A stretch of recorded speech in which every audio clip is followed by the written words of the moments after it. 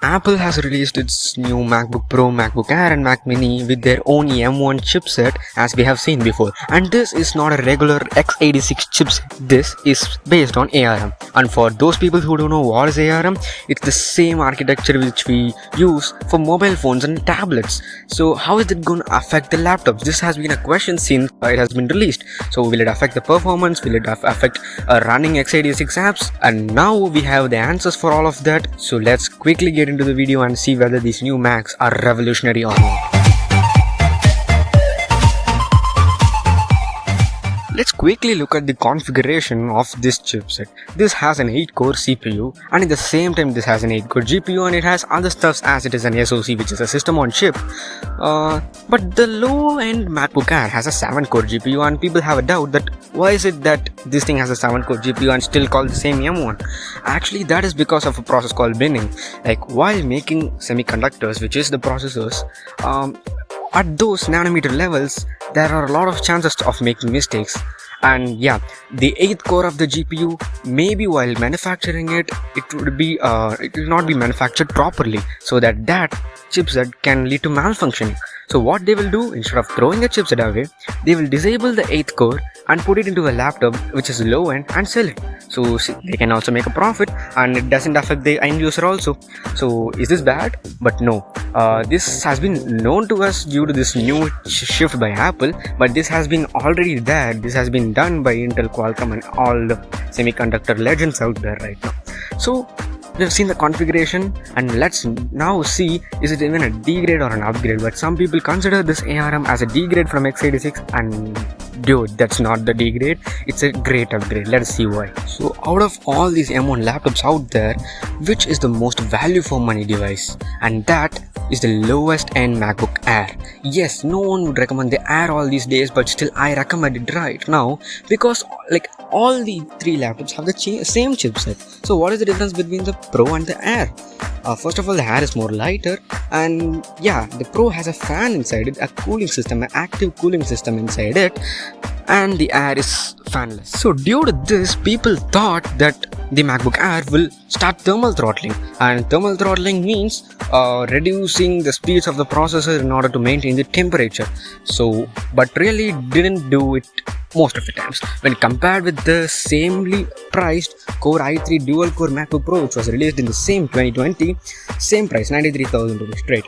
So that first of all performed utter poorly, and more than all that, after finishing benchmarks and gaming tests, that thing was burning hot, the old one.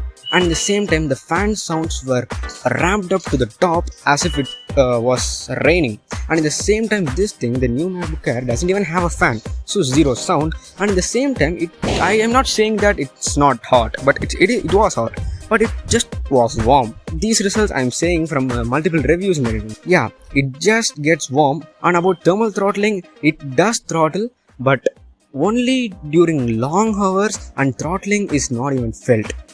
So as you can see the benchmarks, I'm gonna compare the Core i3 MacBook's benchmark, which is this, and you can see the score. And now this is the benchmark which is scored by the new M1 MacBook Air, the lowest end. And if you see the difference, it's a whole lot. The single core performance is just doubled and the multi-core performance is incomparable, man. Like that is just around 2000 and this is somewhere in 7000, which is ultra great. So I don't want to waste your time saying benchmarks from now, as this is a quick bite.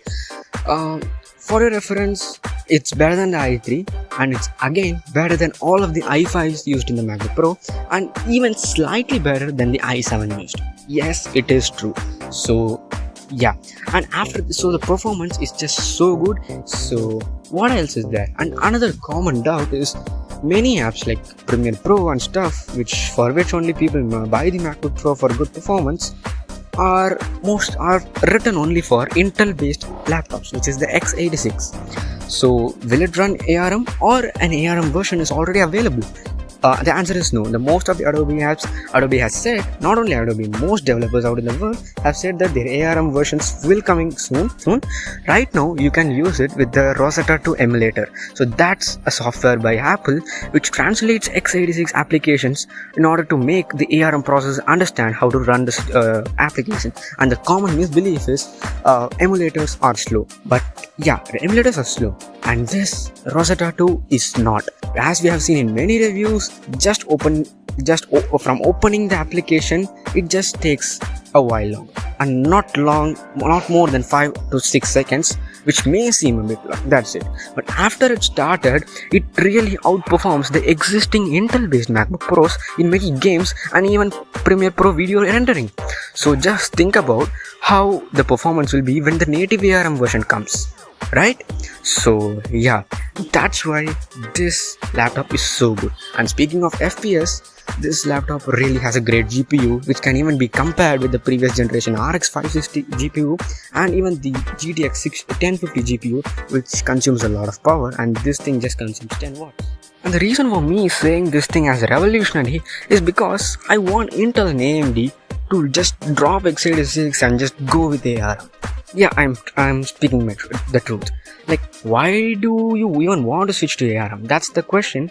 But still, Apple has shown that with ARM we can do wonders. For example, like if you want an Intel chip which is comparable with the powerful M1 chipset, that chipset will take a maximum power of 60 watts. And if you want a GPU comparable to this, another 60 watts. You need to spend a total of 100 plus watts, and this M1 just spends 10 watts.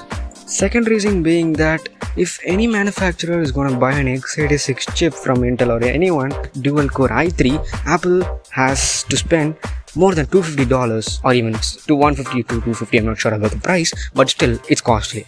But this ARM chipset, this M1, this incredibly powerful yet less power consuming chipset just costed them $50 to $60 to make. Some reports say that. So first of all, price is reduced, power consumption is reduced, but performance is drastically increased. Actually, Windows users, I actually tried this before, actually Qualcomm powered a chipset, but still things failed because many developers weren't ready to do applications which run on ARM. But this time what happened? Now developers are agreeing to do it. So people should take the chance and Windows should switch to ARM, and that's my wish. So thanks a lot for watching.